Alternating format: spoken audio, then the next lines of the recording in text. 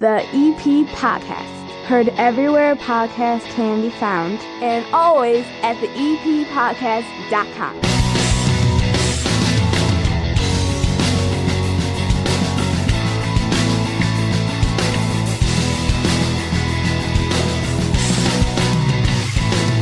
Sitting down here at the 9-foot homemade oak bar. I have a new guest. First time on the show. Been in Evergreen Park. Been part of the fire department for a long time. Now elevated to the chief of the Evergreen Park Fire Department. I have Chief Corey Hojek. How are you, sir? I am fine. How are you? Good. So tell me first off a little bit of your background. Like, we've all known Chief Kleinhaus forever. He's been on this show, I think, 4 or 5 times. Maybe, he may be on this show more than that. He was a good friend of this show.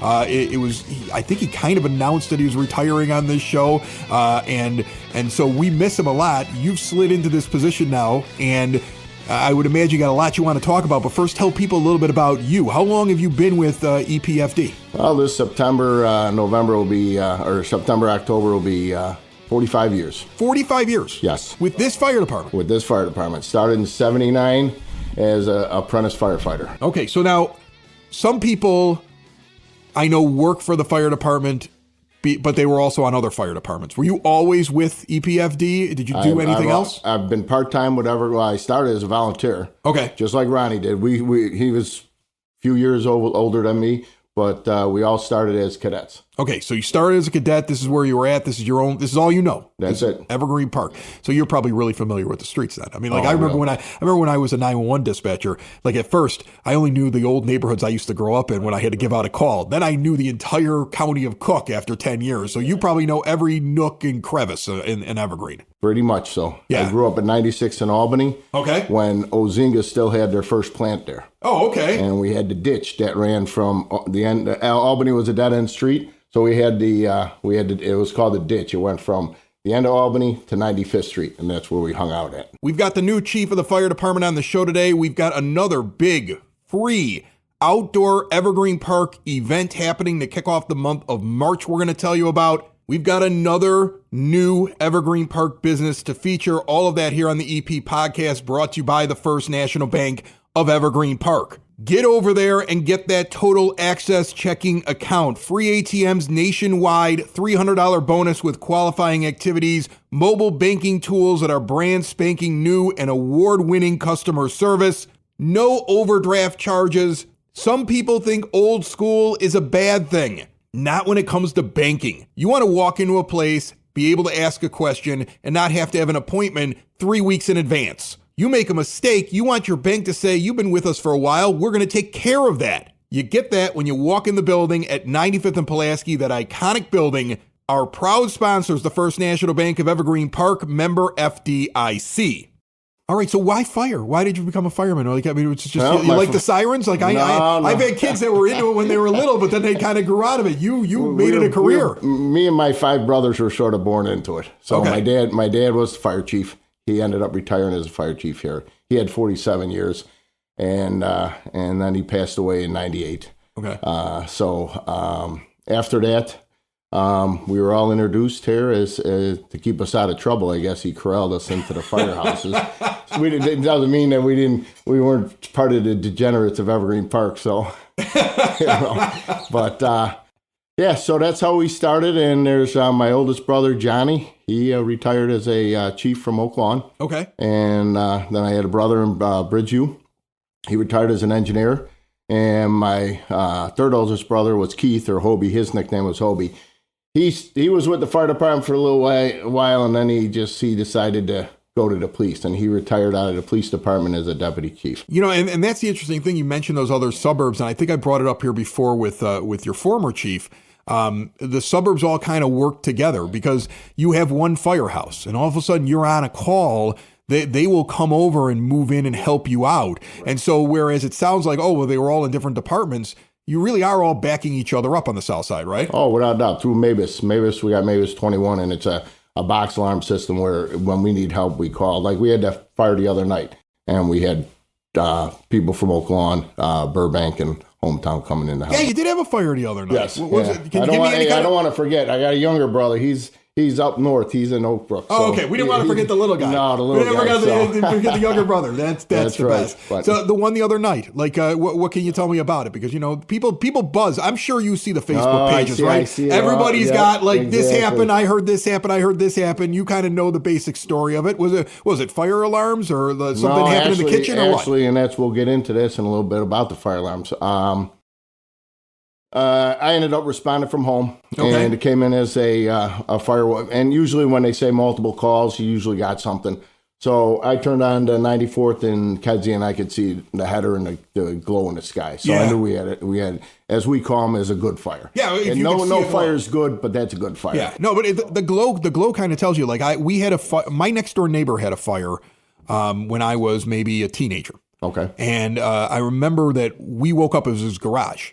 And my sister woke up just yelling fire. And that glow was so bright from the next door neighbor that her room was orange when I looked down the hallway. Right. So I think initially my thought was, well, the back deck's on fire. Because our house is on fire because that glow is so bright at night when something is on fire, like you just described it. And I remember we all ran out of the house. Dad was standing in his underwear out there. I mean, nobody got dressed. Everybody ran out because we didn't know what was on fire. Right. She's just screaming fire, and the whole house, our house, is glowing. Right. And you don't know where it's coming from. I think we eventually remembered the dog and went back in and got him, but it was the next door neighbor's garage. So this one, you saw a glow, and you were like, "This is a fire." Yeah, because you could see it in the sky. So we pulled up. Like I said, our guys went to work right away. And they go, the truck does a primary search for victims. And then the engine goes to work for fighting a fire. Right. And then I got to stand out for the first time ever as command. So I didn't like that. That's hard, isn't it? Oh, it's terrible. It's one I've always been going inside. That was one of the hard, that's hard doing that because, like I said, I've always gone in while Ronnie stood outside. You know what? That is the hardest thing. And you bring up something that I've heard before. Like, I'll give you a little background into my life. My dad worked for the Chicago Police Department for 34 years. Okay. And he was a beat cop for 16 in some rough neighborhoods. Right. So he went in. He was in there. He was fighting. He was mixing it up. He drew his gun several times. Like, he was in it. Right. He became a commander for the last 10 years. One of the things he used to complain about all the time is he couldn't go in there.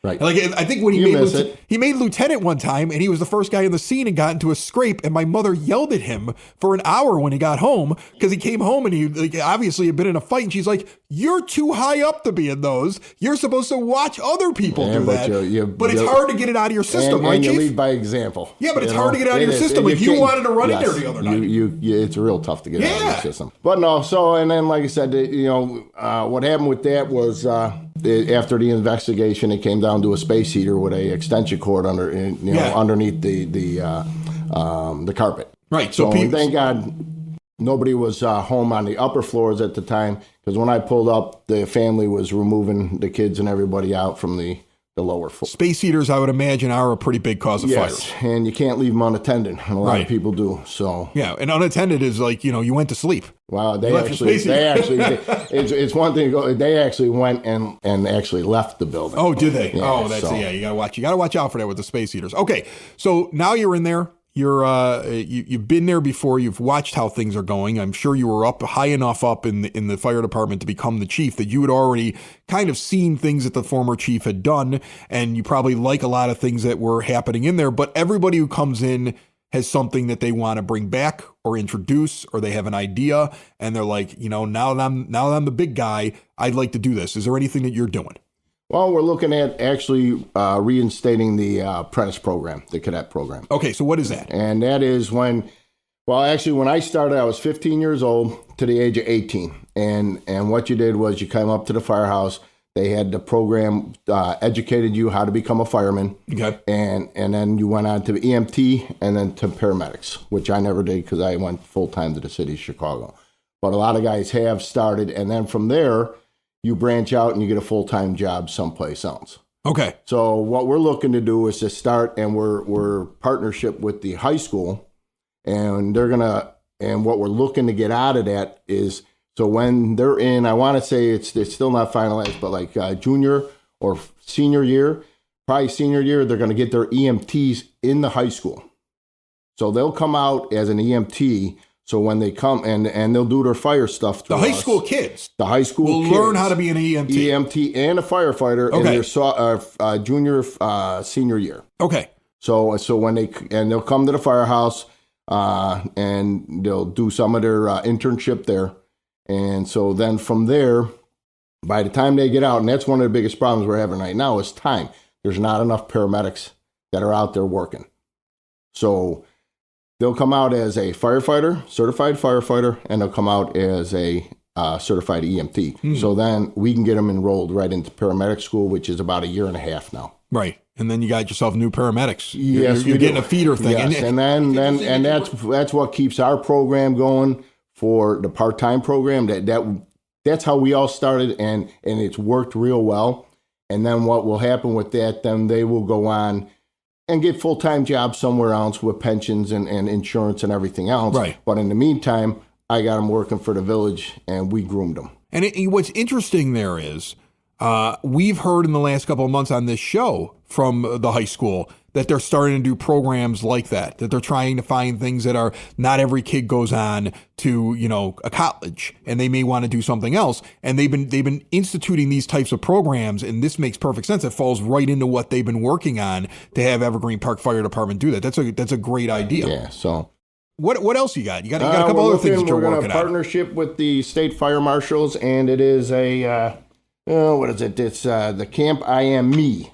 So they have partnered together. Camp I Am Me. For smoke detectors. Okay. And what we're going to do is, a while back, we had a program where we went to people's houses and installed smoke detectors. And what this program does is that you'll get 24 smoke detectors at a time, and you can distribute those to people that how your program fits the criteria. So what we're looking at doing is it's going to be targeted for senior citizens, and we're going to look at between probably 3 to 4 smoke detectors per home. And because, like I said, we only get 24 of them, and we'll have our guys will go and install them. But then we also have to educate them on the smoke detector itself, also the evacuation plan. Okay, so I am very curious about smoke detectors because I was just thinking about this the other day. It used to be I changed my batteries in my smoke detector every 6 months or so. So that's how I knew that my smoke detector was working. You get the daylight savings time or something like that, and you'd be like, okay, it's time to change the batteries in the smoke detector. And now all the smoke detectors are like these 10-year ion batteries. Per the law, they have to be. Right, they have to be, right? Okay. As long as they're not out of date. Yeah. If you still have some out of date, you still should change your batteries. But that's the new thing now, is that you don't change the batteries. Right, you have to have a 10-year. Right, so now my thing is, because of that, I don't really check the thing. So is there anything that I should be doing with my 10-year smoke detector to check it every once in a while? Or do I just believe... Same as when you change your batteries. Okay, so just go test it every 6 months? Okay. Yes. All right, I got to start doing that then, because I was like, well, it's 10 years. I don't need to worry about the thing. And it just sits there, and I always wonder to myself, I hope these are working. So you're saying still test them, but the 10-year thing is just a more long-term, less of a chance that you're going to have a problem where they're not. Correct. And they're sealed batteries, so you can't take them out of there to use them in your appliances. Right.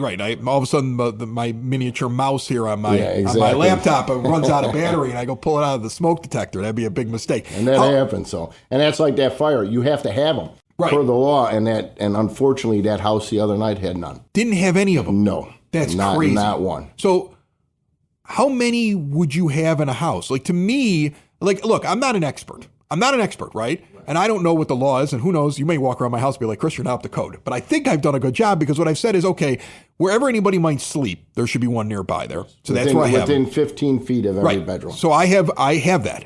I have one that's right near my bedroom, right near the kids' bedroom, and right near the one that's right off to the side of the bar here. It's never used as a bedroom, but used to be one. Okay, so I have those. I also have them high enough that I want to catch the smoke, because smoke rises, so I have them up high. Like the one that's near my bedroom is at a high point in the ceiling, because I want to make sure that I catch anything that's there. That makes sense? Right, but you want to keep them away from ceiling fans, and they want you right around 6 inches off of each corner of the wall. Okay, so I think I'm covered on all that. Then you got the carbon monoxide detectors. Right. Okay, so now these, I get made fun of by my children, because I got a bad 911 call one time, and it was because somebody didn't have the detectors. Right. And they didn't make it, right? So I have them everywhere. Like, I'm a psycho. If I go on a trip, I throw a portable one in my bag just in case the Airbnb I'm using doesn't have them. I'm a nutcase about those. You're talking to a nutcase. Right. I have 6 smoke detectors See? in my Look at this guy. basement alone. You're like me. Here's the thing. Exactly. I think if you've been in something where you've seen the bad thing happen, right, and you've seen the bad thing happen, and I've heard the bad thing happen as a dispatcher,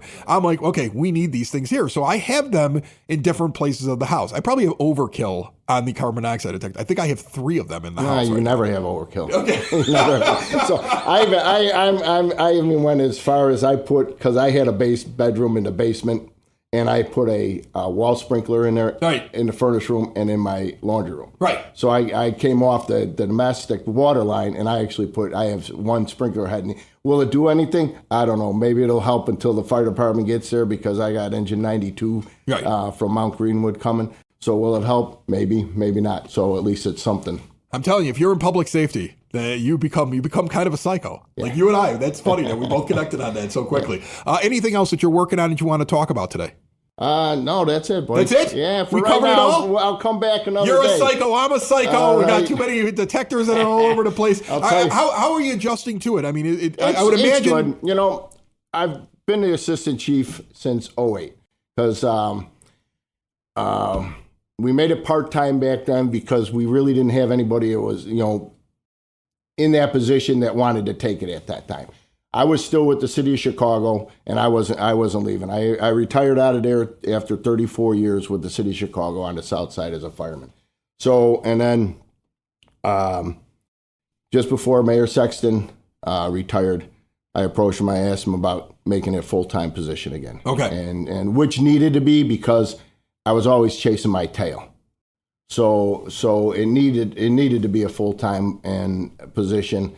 And so we made it back full-time. And like I said, I always took care of the rigs and everything. Ronnie took care of the billing, the budget, all that. So that's what I'm learning. I'm adjusting. You're adjusting to the things that he used to do. It's going to take a little bit to get it. But like the biggest thing is the EMS. We have over 3,000 EMS runs a year for a 4 square mile town, and over 1,300 fire runs. So for a little town, we're pretty busy. You are a busy fire department. I see you go out a lot. I'm on 99th. I saw you go by last night. Like you guys are moving around. We spend a lot of money in tissues, because the guys used to be on the backup ambulance and never really went out that much.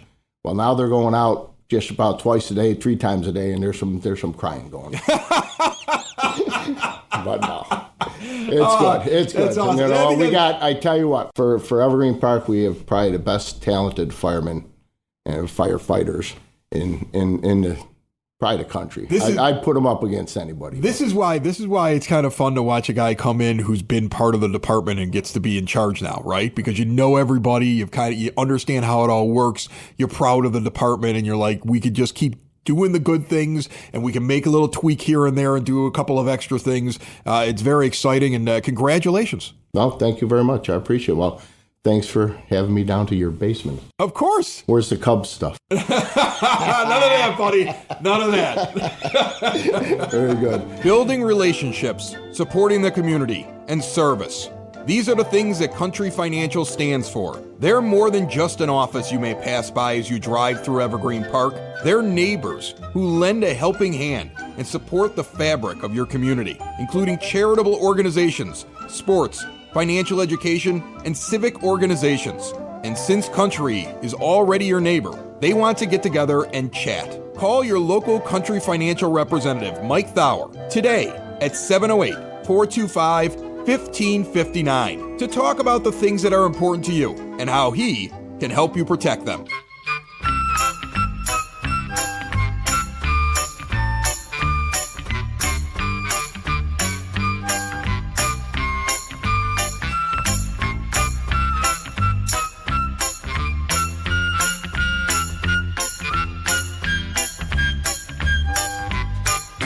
It is now time for your EP podcast, Word on the Street, brought to you by Spoken Vine, Wine Bar and Bottle Shop, northeast corner of 95th and Kedzie. I just had somebody randomly ask me today, is it really that good? You talk about it all the time. I said, look, I'm there almost every weekend. The small plates, the wine selection. It's great for date night or getting out with your friends. And if you find a wine you like, you just get it at the bottle shop on the way out the door. They got a great price on some really great wines. See everything they have at SpokenVineWines.com. I'm going to be post-gaming, maybe even pre-gaming before the library sip and sample event that's happening this Saturday. And folks, There are less than 20 tickets available, and that is going to be sold out really quickly. As you hear the sound of my voice, if you're thinking about going to the annual Sip and Sample at the Evergreen Park Public Library this Saturday, joining me and all of Evergreen Park for the local food, the local drink, get over to evergreenparklibrary.org now and get your tickets before they are gone. And remember that Evergreen Park Public High School is presenting Rodgers and Hammerstein's Cinderella February 28th and March 1st, 7 p.m., March 2nd at 2 p.m.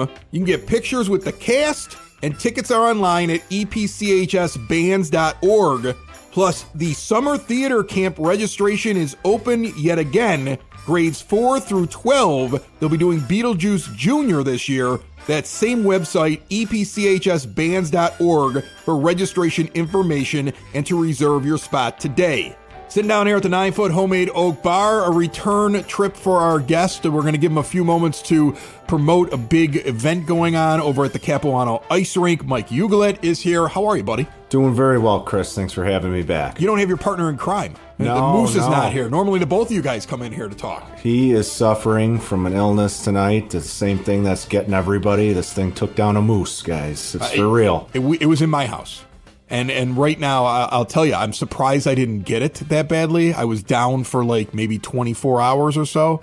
And I think that's what happens when you're the one taking care of everybody else in the house. Like, everybody's made that joke. Like, it's like when the kids get it, if you're the only caretaker in the house, you like somehow survive. But I'm convinced that the moment the last one goes back to school, which I think is tomorrow, I'll be down for like a week. Sure. It's going to come and get me. It's any moment now, so I'm glad we got this in. Tell me what you guys have going on. This is the big tournament is coming up. It's the first weekend in March, if I'm not mistaken. And this is a hockey tournament. You take on all comers in this, even though I think you're pretty much full up on teams, right? Yeah, I've got, as the time of this taping here, I have one spot left in our 40 and up / co-ed division. But other than that, our main division's all full up. And like you said, the tournament's going to be March 1st and 2nd. This is our 4th annual Capuano Classic. So we're going to have 16 teams. Is this 4-on-4 hockey because the rink is 4-on-4, a little bit smaller than So you get 5-on-5 out there. It gets a little crowded. You get a lot of hitting, I would imagine. Yes, you get zebras out there too, and it's just too much. So 4-on-4 works perfect for that rink. Yes, absolutely. I remember when you first came in here to talk about this a few years ago, and you were trying to find enough teams, and it was kind of growing and stuff like that. And now I think it's turning into a spectator event. Like you're going to get crowds out there to come watch hockey all day long, and it's some spirited competition with different age groups, as you mentioned, that are going to be out there. Kind of describe this for people if they want to make plans for that weekend to come on out. If you're coming to view this event, what is it going to be like? So if you're coming to view this event, we have one ice sheet. It's not hiding. It's out in the open. It's an outdoor rink. You'll be able to see it, but all of the parking will be on the east side of the rink. So all the way from 89th north, all the way to the Dunkin' Donuts at whatever that is, 87th, 88th, and Kedzie.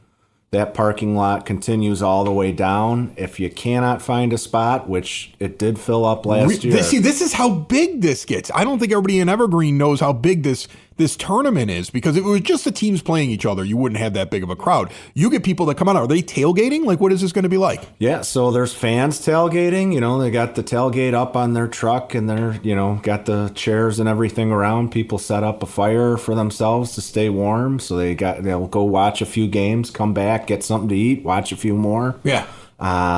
But the teams have tents set up and everything as well. It's like a winter festival here on the south side. Is it become a thing now where you're bringing back the same teams each and every year? Like there's teams returning that are past winners or came close, little rivalries are starting to form? So we've had some that have filtered in and out, but yeah, there's some mainstays here. So the Yard Sale won our first 2 tournaments, and then another team, Wig Splitters, won it last year. And those 2 were in the championship each year that we've had it. So, yeah, there's some continuing rivalries, but there's new blood each year. And we also, I'm happy to say the Chicago Fire Department is going to have a team in it again this year. Are they? Yeah, we had them the first year, and then had other obligations the last couple of years, but they're back. They're sending a team. I would imagine the team's pretty good. Because they have a team that kind of bounces around and plays a few different games. I know they do a police-fire matchup. So, I mean, that's the thing. You probably run into a few of these teams that actually play more than just one thing a year in your classic. They're playing in a couple different things, so they're ready to go. They know how to work with each other. Absolutely.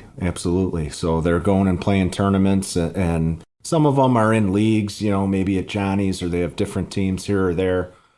Southwest Ice Arena, Oaklawn, but we're just happy to have everybody out, and what this has turned into, I couldn't have even imagined, 4 years ago. Capuano Classic is the first and second Saturday, Sunday in March. It's the first weekend in March. What time's it kick off? Is there a fee? Are people giving a donation to come and watch the games, or is this show up and watch? It's free to come and watch, and we'll have games and split the pots, raffles. We're raffling off sticks. We'll have a pair of Blackhawks tickets this year, so come on up, bring some cash with you, buy a split the pot raffle ticket, and enjoy some hockey. Are there tips, like bring a chair? Are there things for kids? Is more of an adult thing? So I don't exactly have games for kids or anything like that. Yeah, I mean, if you want to sit down, bring a chair. There are a couple of sets of stands that will be there, and we'll have bonfire going. We'll have some heaters as well in the area where the stands are, but it is an outdoor hockey tournament, so dress for the weather. Kicks off in the morning? Kicks off at 9 a.m. on Saturday, and then Sunday, I believe we start at 10. All right, the 1st and 2nd of March, before I let you go, how's things at the rink this year? Because I got worried. I saw El Nino has shown up, so it's not as cold as it normally would be in the month of February. Even though some people might think it's cold, it could be sub-zero right now, and it's not. Is that affecting the ice? No, we have a really great crew of people that work on our compressor and the Zambonis and everything that goes into it behind the scenes that the people wouldn't see. But shout out to Dave Andre and to Art Pauls, everybody from the village that works on our equipment. They're doing a great job. The compressor's keeping the ice hard. So the warm weather really hasn't hurt us. We've been operating. Awesome. Mike Ugalit, he's over there at the ice rink, the Dan Capuano ice rink at 91st and Kedzie. I got that address right. That's about where it is. All right, get over there on the 1st and the 2nd of March for the Capuano Classic. It sounds like every spot is taken for teams except for one, and that might be filled by the time that you hear this. But definitely going to be a good time to get out there and see that event. That's a nice free event in Evergreen Park to kick off the month of March, especially for hockey fans. Thanks so much, my friend. I appreciate it. Thank you very much for having me, Chris.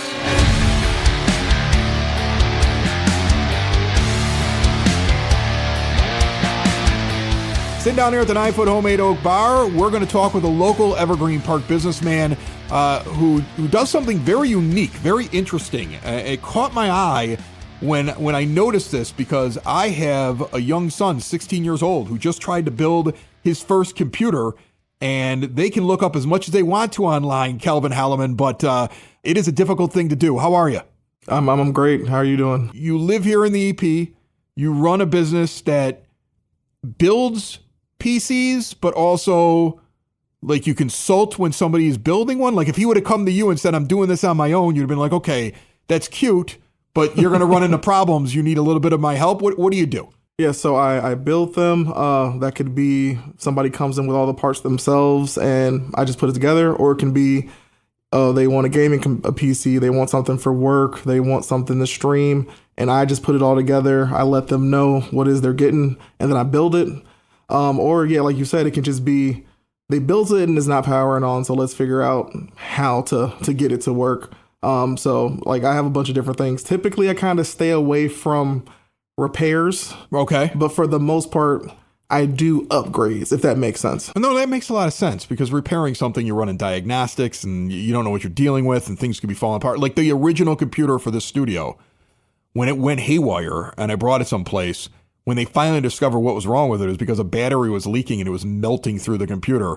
And that's a big giant mess. Yeah, so I understand why you don't want to deal with that. So I'll tell you this story because you'll understand this right away. So the kid decides he wants to build a gaming computer and he's on the Brother Rice robotics team. So he's very skilled with putting things together. He's feeling confident, goes on a website tells him these are the pieces that you need, right? Like he's trying to figure out, is all this compatible? He's trying to find, all the different things from the graphics card to how much RAM he wants to his motherboard, like all these little pieces. And I'm looking at him and I am like, are you sure this is going to work? Because I think he spent over $1,000 of his own money. Yeah, easily. To buy all this stuff. And he's like, it's cheaper if I build it myself and I want this. And I'm like, okay, fine. But like I couldn't build a computer. Like, I looked at him like, I think you're a little nuts. Like Dad, for his company, when he gets his studio computer, he has somebody build it for him to his specifications. Like, I can't put this together. So to me, I didn't expect it to go well. He actually, when it was done, he was told by an expert, he did a really good job, but he ran into the problem where the motherboard wasn't communicating with the graphics card because those two companies don't get along or something like that. And it's something he would have never have known. He eventually had to come in and see somebody like yourself. Is that something you see a lot? Yeah. I mean, it's a lot of times it's very little things. Like you said, it can be just like little pettiness between different companies, different brands, manufacturers, and just sometimes some things don't communicate well with each other. And yeah, it's just that. So you just need somebody else to point that thing out to you.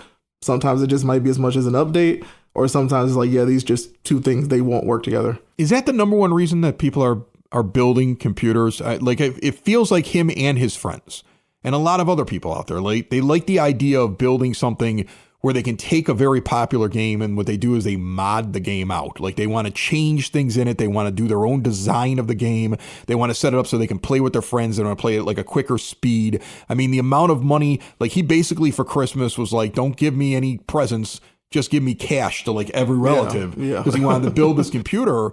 And when he did eventually go to somebody to help him with that last problem, it seemed like they had seen that problem a lot before. Is that the number one reason people are building computers? Yeah, a lot of people are building computers purely for the simple fact you're going to get better performance than the video game console.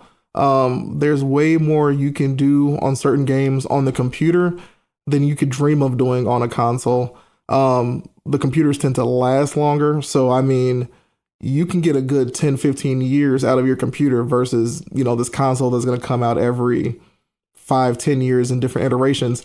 It's just a completely different level of performance that you get. So there's definitely benefits to making that investment of building a computer or getting a gaming PC in general versus just buying the console. How do you get into this? Is it something like you did you study this in school? Were you a video game nerd? How do you get to this? I mean, I guess I can consider myself being a video game nerd growing up.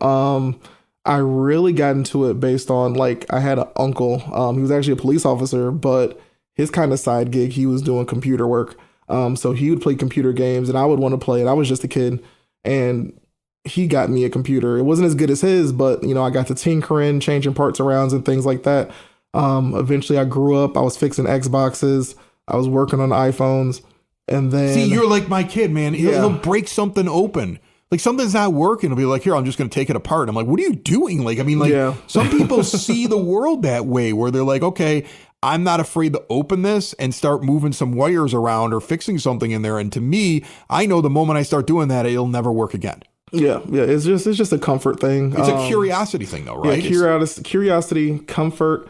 Any PC builder will tell you is like, you're just playing with really expensive Legos. And Legos are already expensive themselves, but I'm like, you're literally playing, you're playing with real expensive Legos. And like I said, there's a fear too, if I don't put this in right, I can break this and that's $500 down the drain. Yeah. Versus like when you just put it all together and you hit that button and you see everything start spinning, it's just a feeling about it.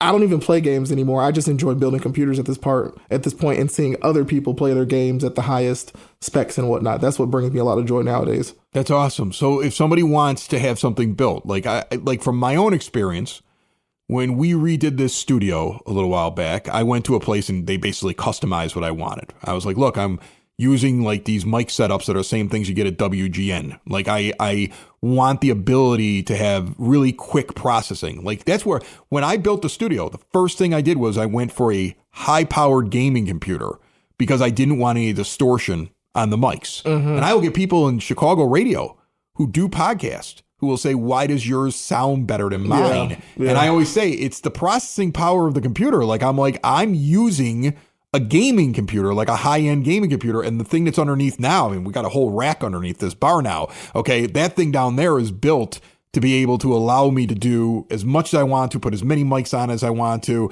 and keep the sound quality to where the microphone is doing what it's supposed to be doing. And that's one of the keys to actually doing podcasts these days. So it's very similar to gaming things. So if somebody comes to you and says, I need it for this, you're the kind of guy that'll sit there and say, all right, this is how we build it, and this is how we keep it in your budget. Yeah. Funny enough, one of my first clients was actually a recording studio in Pilsen. Okay. And literally, I mean, it was literally like my first client. I was like, I didn't even have a website then. I don't even think I had an Instagram page running. And it was just like, how can I help him out? I was kind of trying to sell my setup to upgrade to something else.